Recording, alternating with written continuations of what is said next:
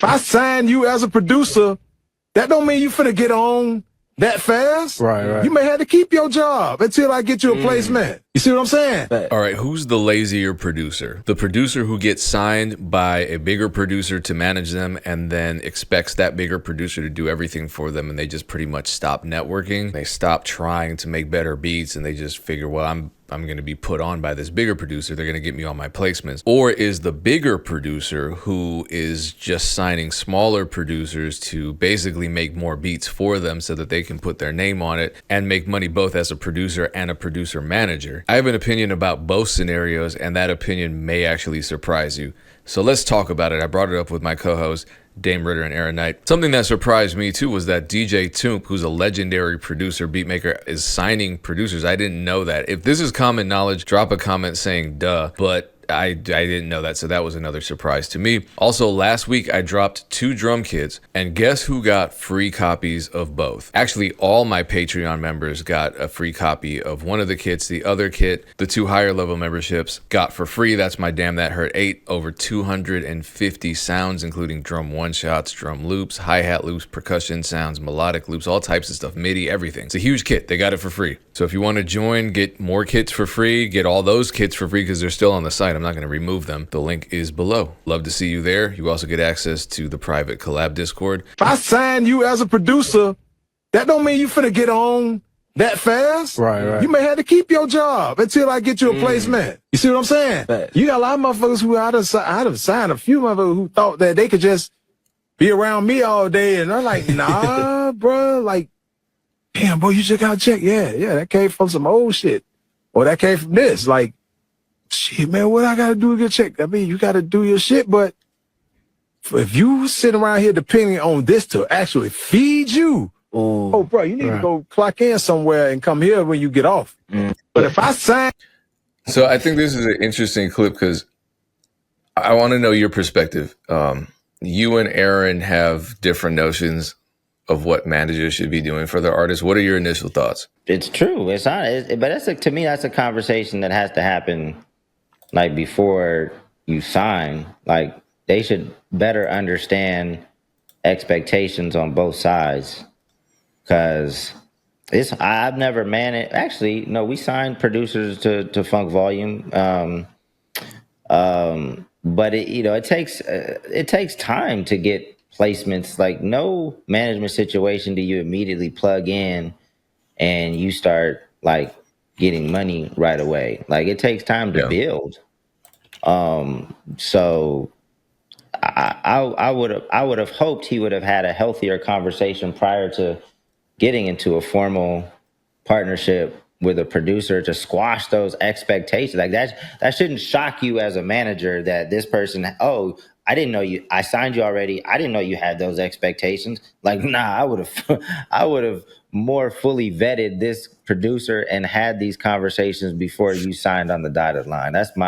Maybe that's his only fault. That's the fault in, what's his name? DJ Toomp? Yeah. Did you have that conversation with the artists and producers that you would sign on to manage? Like I wanted to underpromise. You know what I'm saying? Look, even when we first signed Dizzy, I brought him to the house, showed him like where we shipped out the merch, and made sure he understood that this was a very like independent situation. And to be honest, like we over delivered. Both Jaren and Dizzy were full-time artists in less than a year. Yeah, but you don't want to promise that. But yeah, damn sure not for a producer. I didn't think that was gonna happen. I didn't know that was gonna happen, so I didn't say it. I wasn't. I promised that I would work my ass off, that we plug you into this, that we share the fan base, start getting organized, things like that, and we gonna build this brick by brick. That's the conversation. If you're a manager, you should have a million conversations before somebody signs on that. You should really understand each other before you have a more formal partnership. I have the same kind of track record, and that's what like attracted people to want to work with me. Like I never had an artist that didn't go full time within a year of me working with them. minus the first ever band that I managed. But I started managing them before they even put a song out. Like I started managing them basically after their third show. So they were like brand new, but we were on Warped Tour within a year of me managing them. Do you know what I'm saying? So it's like, and that was when I didn't know anything about the music industry. But so I think that you have to put a little bit of the artist assumption in there because they think, oh, if I get married or merged with this person, naturally this thing is going to happen. And then as the music industry progressed, I started working with artists who were maybe just barely full time. They're like making $40,000 or whatever, still living with their parent or like crashing with a bunch of homies. And then we would accelerate that like 1 or 2x that really quickly. But I never had that conversation because I wasn't coming in making any promises. So I could say I could have preempted that. I think the difference with DJ Toomp is that they're probably thinking it's more like a record deal. And because he's so famous and so successful, they may think it's like, oh, he's going to come in and immediately put me on a song with him.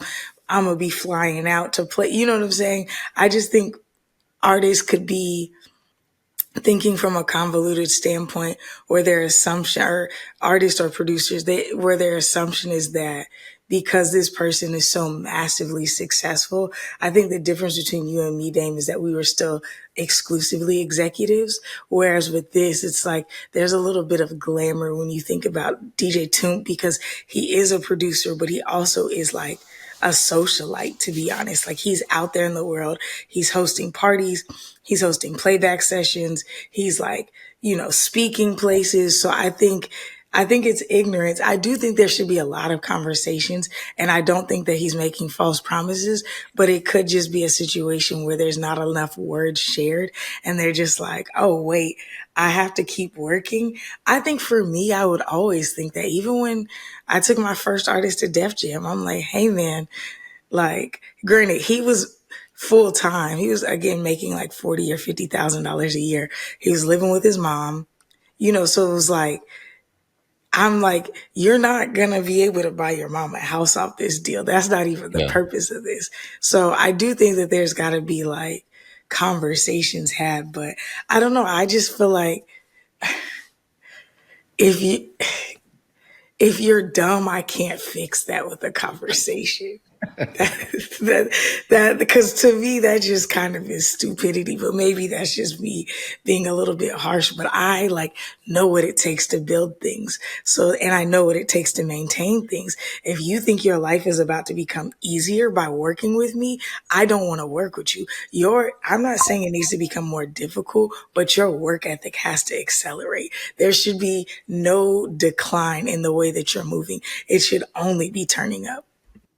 Yeah, and I think that's just kind of the first rule, the first myth that gets busted when you actually find some success in the music business. Because I certainly felt that way. I'm like, yeah, man, once I get my first big record, it's going to be easy. And it was the opposite. It was so much harder. Then my next question is, do lazy producers even exist in this era? Because I feel like this era, you can just hang around. Do people think they can just hang around a bigger producer and somehow there's like a trickle down sort of effect where they just... Yes, they do believe that. Okay. So I do think that there are a lot of very motivated producers. I want to shout out one that did a consultation with me like 2 weeks ago. Doc Weiler, I think. Super cool dude. He's in Bowling Green, Kentucky, and was like, I just started working a job. I was doing production full time, but it just wasn't enough for me to really feel comfortable. And he was like, within a year, I want to be doing this full time again. And I want to be making 6 figures. I want to talk to you about this. This dude was so smart. We put a plan together in like an hour.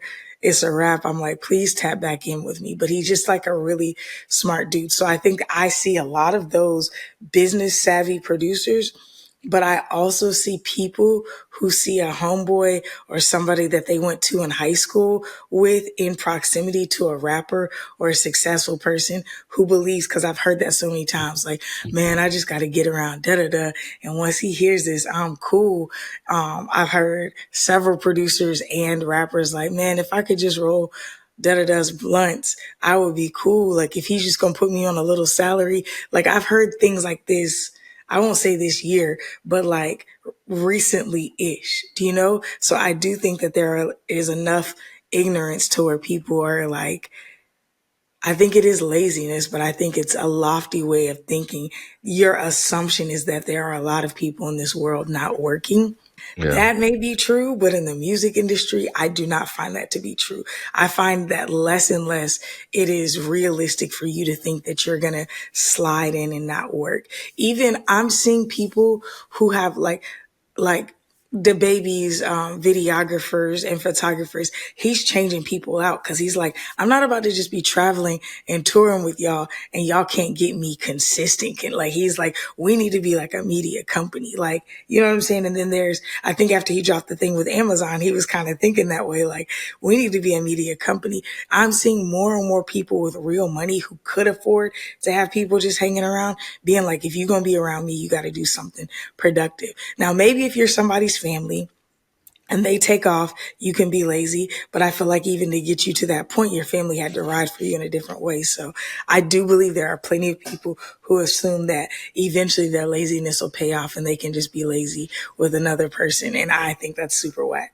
It's just crazy because I feel like the producer community is so entrepreneurial now. It's just like a given that you're going to be doing a lot of work, but maybe not. I mean, a lot of people that I interact with will send the worst loops ever, and they're like, all right, give me a placement. So I guess it's kind of that mentality. But to go back to what Toomp was saying, I don't know, some producers might feel like this is lazy or problematic because when we talk about, you're kind of looking at it from an artist perspective.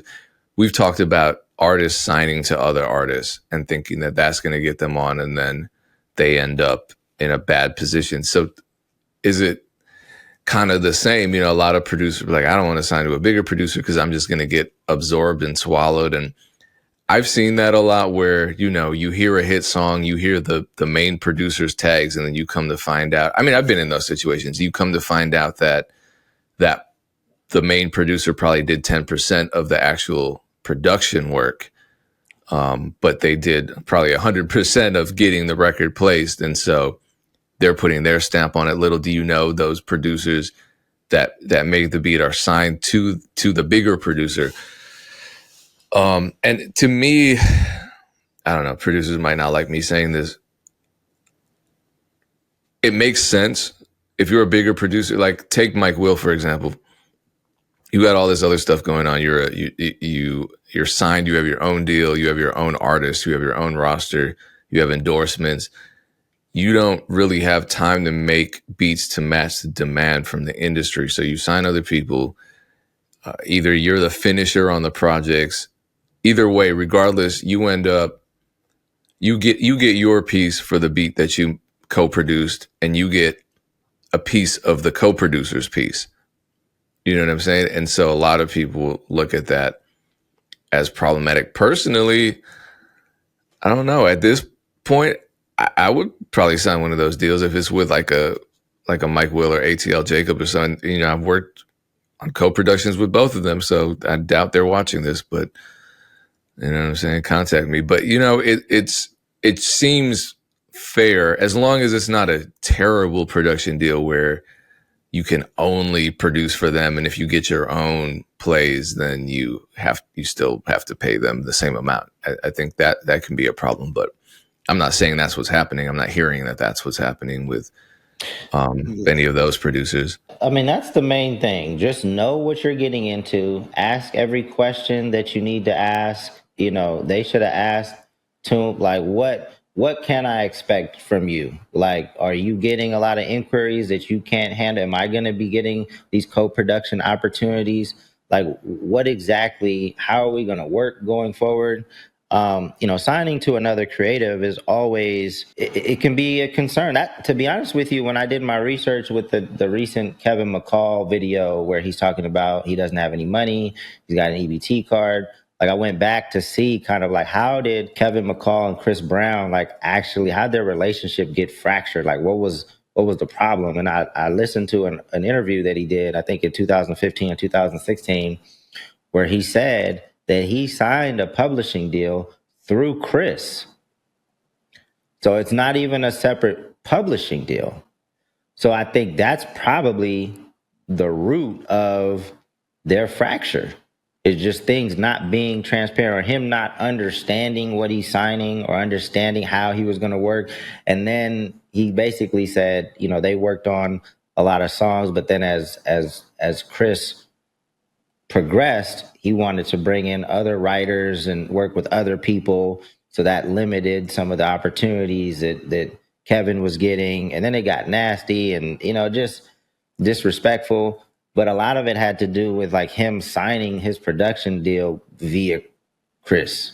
I'm not going to sit here and say never do it, because obviously Hobson owned half of Funk Volume. So essentially artists were signing to us. You just have to know what you're getting into and just have a better understanding of what that artist is going to do. And if it's an active artist, like, how are they going to divvy their time between like their progression as an artist and them helping you?